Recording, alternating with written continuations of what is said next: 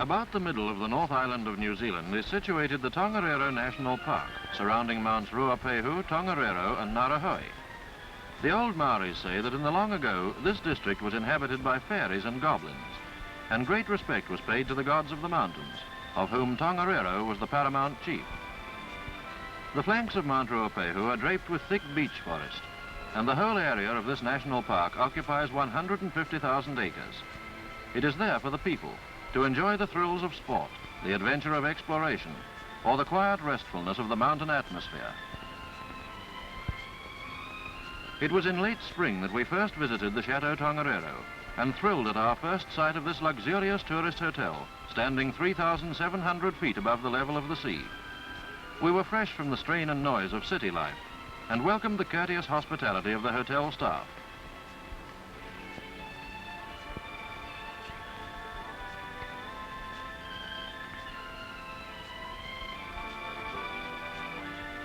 A party of overseas bowlers were competing with a local rink, and we were already planning a game of golf on those well-kept fairways and greens on the rolling slopes adjacent to the chateau.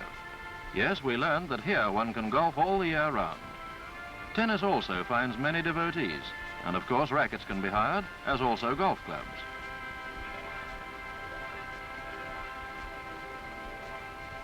We found the many walking tracks fascinating and delightful, penetrating the native bush and leading us to streams and rapids that lace the mountain forest with silver.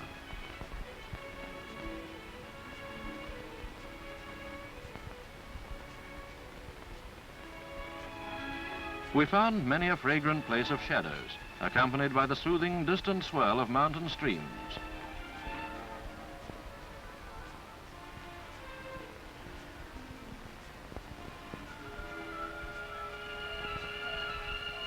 On another day, we motored only 2 miles from the chateau, and then scrambled down the gentle slopes beside the Whakapapanui stream to discover for ourselves the beauty that is Tawhai Falls.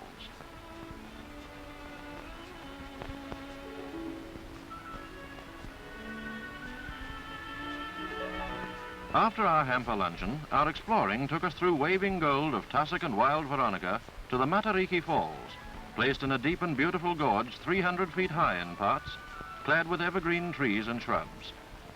A little further down the road, we came across the Mahuia Rapids, tossing and foaming their way from the snow slopes of the mountains to the famous Whanganui River. In the leafy wilderness of these mountain walks, you hear the tinkling, dancing waters of a stream. You pause to look and find your view restricted by a lace-like curtain of wild clematis. Who wants to see a waterfall when there's this sweet-scented fall of flowers tumbling down from the treetops?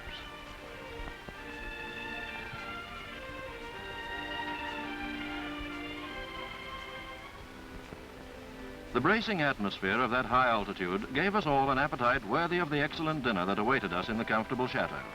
A cup of tea or perhaps something stronger, and then up to our rooms for a hot bath. The cinema that evening was showing the film It's a Great Feeling. We certainly agreed with the title.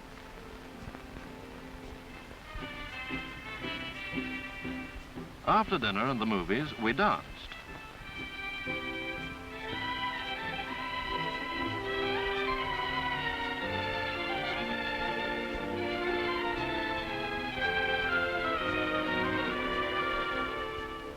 The young people found it very romantic.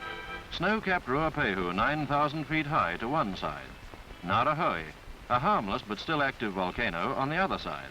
And above them all, the moon.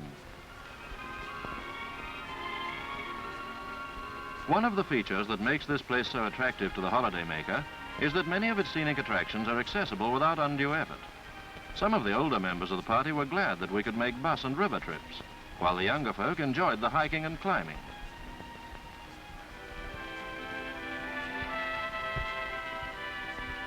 Our day out on the Whanganui River proved a thrilling experience. This river springs from a glacier on the flanks of Mount Ruapehu, which towers above the chateau. Remember the Mahuia Rapids and the Matariki Falls we visited near the chateau?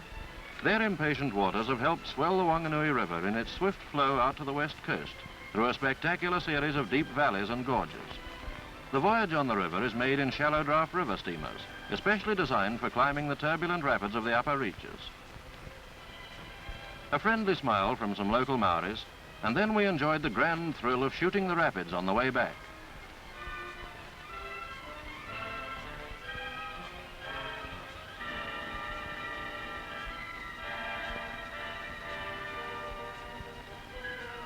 That vapor-wreathed scar on Mount Tongariro is the valley of boil and bubble known as Chateau Springs, an intensely active group of boiling springs, mud cauldrons and countless steam vents, 4,800 feet above sea level.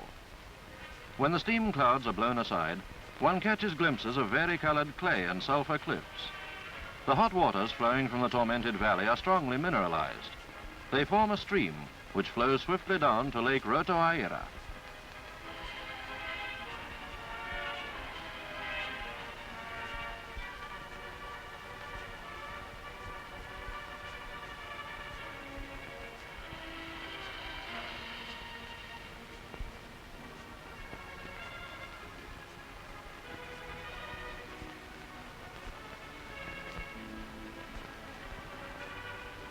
This stream is called by some Maoris the Creek of the Demon, and by others the Enchanted Stream.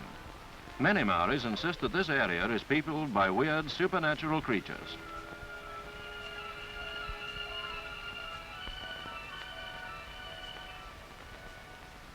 We came to National Park for a few days and stayed for a few weeks, and then came back again in late summer. We motored from the Chateau to the Tongariro River, the world-famous trout fishing stream.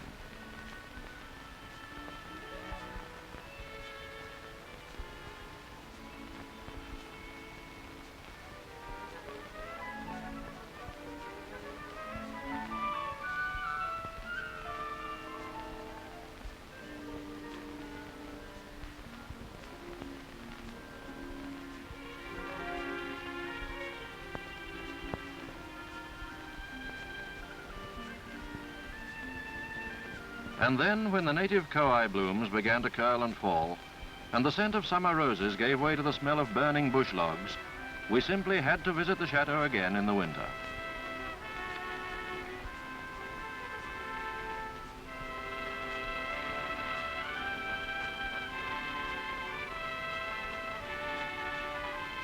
Practically all your sports equipment can be hired. Mountaineering boots and waterproof coats. And skis, too, can be obtained from the equipment room, where experienced guides are always ready to help you.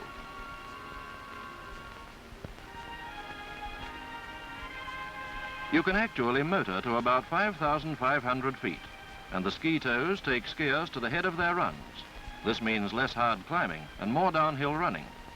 Sportsmen have been quick to realize how these tows can add hours to their skiing day.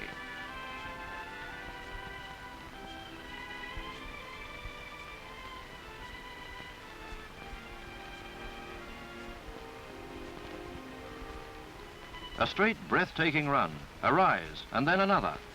The steel bites into the surface. A new slope swings up ahead.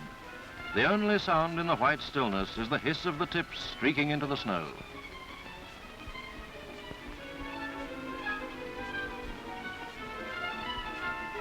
You don't need to be a skier to thrill to the glory of these magnificent snowscapes. A drive in the bus right onto the snowfield rewarded us with hours of fun and sport, just watching.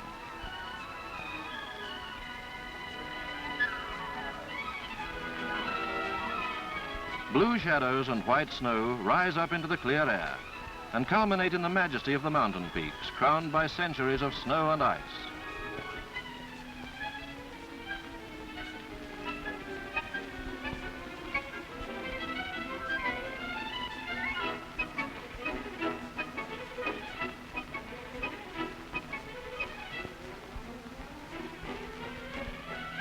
Some of the party climbed to the summit to view this lake of green, warm water, right in the snow-kissed crater of Ruapehu.